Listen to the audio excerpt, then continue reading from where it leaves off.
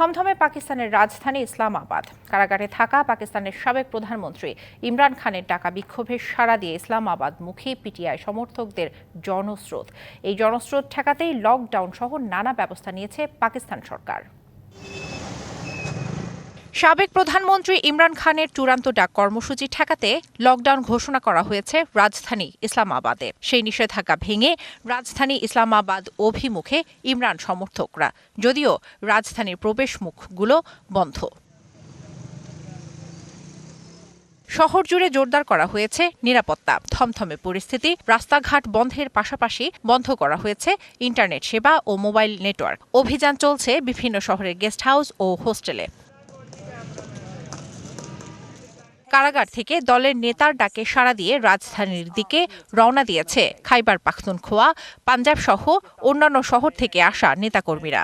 মুখ্যমন্ত্রী আলী আমিন গান্দাপুরের নেতৃত্বে পেশোয়ার থেকে রাজধানীর উদ্দেশ্যে রওনা হয় গাড়িবহর। বিভিন্ন শহর থেকে বহরে যোগ দিতে থাকেন নেতাকর্মীরা। এতে যোগ দেন ইমরান খানের স্ত্রী বুশরা বিবিও।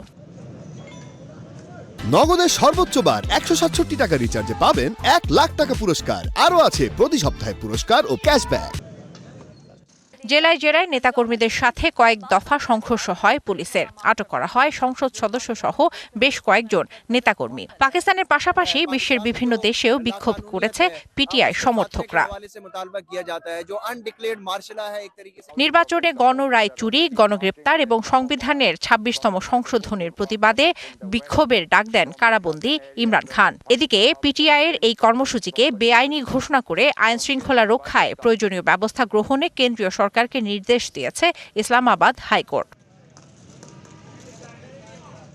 এছাড়া ইসলামাবাদে ২ মাসের জন্য ৫ এবং তার বেশি মানুষের সমাবেশ নিষিদ্ধ করে ১৪৪ ধারা জারি করা হয়েছে। শোভন শাহমিন দিশা, ডিবিসি নিউজ ডেস্ক।